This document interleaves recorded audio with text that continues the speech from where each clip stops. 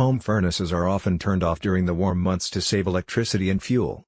Prep your furnace for startup when the cold months come by restoring the power supply to it and removing its front access panel. Adjust your furnace pilot light with a screwdriver, if necessary, or light the pilot by purging gas before igniting it. Activate your furnace by replacing panels and covers carefully and setting your thermostat.